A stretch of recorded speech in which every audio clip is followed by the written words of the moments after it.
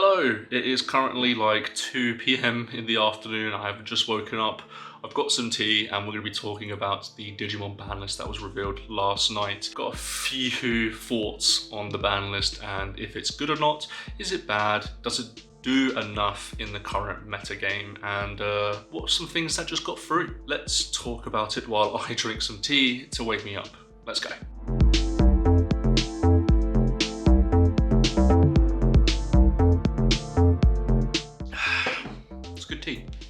I make good tea. Let's talk about the ban list. So this isn't going to be a live reaction. I already know all the cards. If you want to see my live reaction, I have live streamed me seeing this, so I'll put it in now. All right, what's happening here? Oh god, what's going on? Ban list, ban list, ban list. Right, Matt, I didn't call, but it should have been here. I called the Shoto and Mother D Reaper. I called Blinding Ray and Jack Raid, called Mirage. The other ones I haven't called. I just brought Red Hybrid. Rest in peace, you, my friend. Rest in peace, you. I'll go through them. The Fenri, annoying, is what it is. Kuzuha, fuck. I have alt arts I need to sell now. Agunimon Lobomon, not surprised whatsoever because they were just designed at a time where the game was different and doing that was fine. Stingmon. Stingmon's a weird one. Stingmon's a weird one. What did Stingmon do? Stingmon wasn't the hit. I mean, they're gonna have explanations on the website, so I'll go through that in the video when I go through it. All right, now that you've got the live reaction of the ban list from me, let's talk about the cards individually. So I'm gonna go from bans to the restricted pair to the limited to one section. I've got thoughts and feelings about all these cards, so let's try and make this quick, I guess. So the first card, Matt Ishida, BT1 or BT2, I can't remember which one it is exactly, but it has been banned outright, and I'm surprised I actually missed this from my original video on the ban list. I'll leave that in the description down below because there are going to be some points where I mention it in this video. I'm glad that they actually banned this card outright because if it's limited to one, it can still be looped, it can still be abused, and I'm just glad that it is gone, essentially. So banning this card outright, stopping you from getting your Jax Raid, we'll get into that in a bit, but also just like any other option that you might need access to is good. It's gone, thank goodness. So yeah, I'm glad to see it gone, completely banned from the game. Let's talk about the limited pair now, the restricted pair in the Mother D Reaper and Shoto. Look, right, people have been arguing that this is just a fun thing that they found, an interaction they thought was quite interesting. It doesn't do enough, yada yada yada, but let's just face it, you're not supposed to have a 15k blocker by turn 2. You're just not, right? Like, so can we just stop pretending that that is just okay? Like, no deck can answer it, essentially, or very few decks can answer it. Let's just stop it. Let's just stop it, really, because it's annoying, it's hard to deal with for the majority of decks, and it kind of gatekeeps a format. Do you see what I did there? Gatekeeper, Mother D Reaper, I don't know. Anyways, I just don't think it's fun to deal with, quite frankly. I think a lot of people don't really enjoy it either, so I am glad that it is now limited or restricted paired, because let's just face it, it wasn't supposed to be the interaction for the deck. Shoto was just supposed to give Safaga piercing and blocker and you could swing with Vortex, but it turned into something much more. So yeah, that is gone. All right, let's talk about the limited to one cards. Again, I'm gonna reference my video of the ban list in the description here because my philosophy on limiting cards to one is kind of just like, it doesn't work because currently in the game, you just have so much draw and so much search in the game. Finding these limited cards is not problematic anymore. So I think all of these should just probably be outright banned, quite frankly, but they're not. So we're going to talk about them now, starting off with the option cards. And the option cards that have hit is Blinding Ray and Jax Raid. They have limited them to one. So in my video, I just said ban them outright because quite frankly, they were designed in a time in the game where gaining 2 memory wasn't a huge upside, but now these just have tangible effects in given archetypes, like Purple Hybrid abuse Jax Raid so they can go into like Mervamon, or they can just continue turn and do their stacks again with like Velga Loop and stuff like that. Blinding Ray is kind of similar but has like more of a utility thing where you're able to essentially trash a security and then gain 2 memory, but if you have Magna X on board, that just means you have the protection for the full turn. So in that regard, it's very disappointing to see these cards limited because in my opinion, they are designed at a different time in the game and they shouldn't exist in this current state of the game. They have decided to limit them. So Magnet X decks will still be able to play Blinding Ray at 1, and it's still going to be it's just going to feel more sacky than it already is. And then, you know, Purple Hybrid decks can still play the Jax Raid if they want to. I don't know if Purple Hybrid is going to exist still, but it could.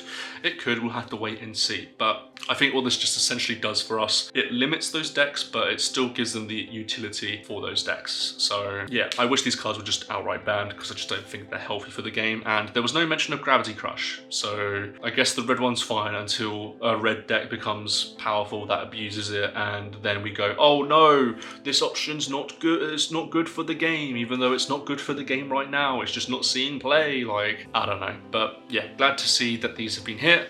I just wish they were banned. Talking of bans, oh my god, what were Bandai thinking, man? What are they thinking? They limited MirageGaogamon. Look, right, I know people are very defensive of MirageGaogamon because you play it. Fair enough, right? Like, this card's been out for like, what, 3 years at this point, 2 or 3 years, and it's always seen competitive use in the game. It's being used currently in Galaxy Loop, and, you know, you don't really see the Mirage deck at this point anymore either. I mean, you do see it, but you don't see it a lot. Seeing it limited to 1 is just kind of like a whatever. Like, let's just be real, it's whatever, because what it essentially affects is the people that just purely play Mirage, and obviously, you know, that is still a popular deck and you can still do results with that deck. But let's face it, I mean, putting it to 1 doesn't do anything for Galaxy Loop. Like, Galaxy Loop only plays like 1 of them, right? I think even in the winning deck list for Worlds this year only played 1 copy. They primarily focused on the Hexiblaumon and the Vizimon from BD20 of all things, which put in a lot of work. Let's just face it, this only hurts the Mirage decks, and of course I want them to be hurt. Like, this card is obviously very powerful.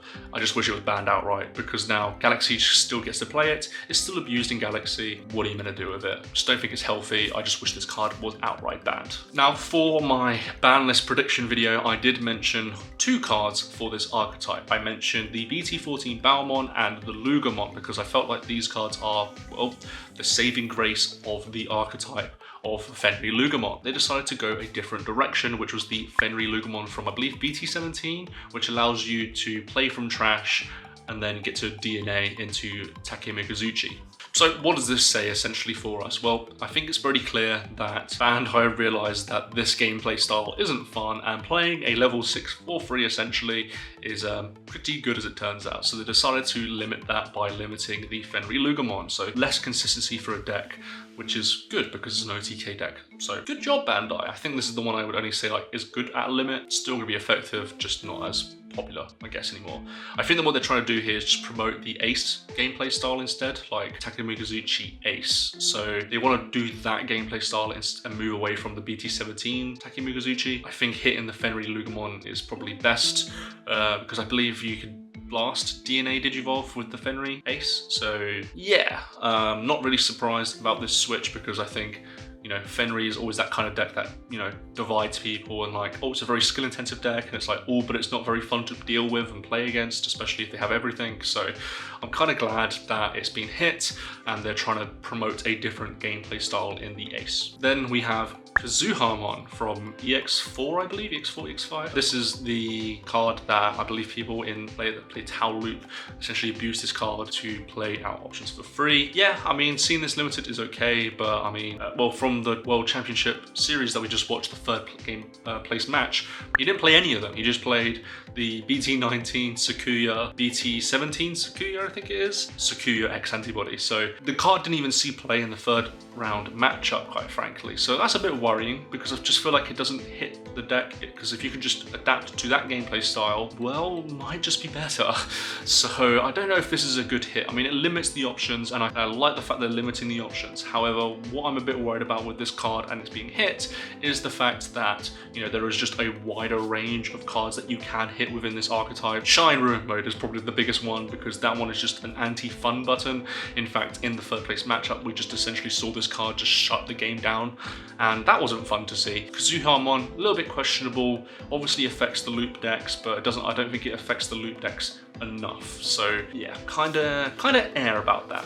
Hey, so just want to provide some more context to this section about the Taomon and the Kuzuha hit. In this part, I was primarily focusing on the Sakuya that won 3rd place at Worlds, but obviously in normal Taomon loop decks, you play 4 Kuzuhamon because then you get to play an option for free, and then you get to play the Taomon out again, and then also get to do the on-play again, and it just loops that way. So I understand the hit of Kuzuhamon. I think in this section, I was just primarily focusing on the 3rd place matchup that won, and it still used Sakuyamon, which I still think is very effective. So I still think it is, a decent hit, but I still think the deck can adapt to the new Sakuyamon support from BT19. Then we have the hybrid promo cards that came out, like BT4 in the Agunimon and the Lobomon. Agunimon and Lobomon have always been like a card that's just like, should this exist? And it turns out in 2025, they shouldn't exist. I guess the Lobomon's more questionable because the Lobomon doesn't really go into a huge 5 swing guy, but the Agunimon does and just abuses the deck, quite frankly, and accelerates the game pace way too far. Now, at the time of recording, they haven't released explanations for their hits, which I would usually go over in these videos, but I think the explanation is just quite simple for this. They can't print new ancient Garurus or ancient Greymons, because if they do, then these cards become used in pretty much every deck that runs them essentially, and it just limits design space. That's what they usually say when it comes to hits on a ban list. So that's what I'm going to assume is this for this hit. They see that the fact that there's more support coming in the future, and they look at this card and they go, well, if you play this deck, you're just gonna play 4 of this card and it's gonna just abuse the game or the deck further. So solidifies and protects the game going forward. So I'm happy to see them limited to 1. I wish they were just banned. I'm just gonna say that for all of them. I just wish they were banned. I just wish they were banned, quite frankly, but they're not. So, oh dear. I'll just have to deal with them at 1, I guess, and be sacky when they do come up. And of course, the final card is Stingmon from Starter Deck 8. I'm gonna drink some tea to that one, I think. Let me just think about that one real quick. Why? I don't understand this hit whatsoever, because it is obviously used in the deck and it does a good job in the deck, and it has a when attacking draw 1 that isn't once per turn, right? My worry is that there are already good Stingmons out there, like the BT12 one, which gains you a memory. You don't play many Stingmons, but you play that one, right? So it's just very confusing. On my predictions, I expected the Davis and Ken card tamer from BT16 to be hit, but they seem to be fine with that. And they want to have a problem with the Stingmon. Quite frankly, I just think this is the wrong hit. You do get to play the Stingmon for free if you have a guy out, essentially, but let's just face it, that's just not the problem with this deck. It's just not.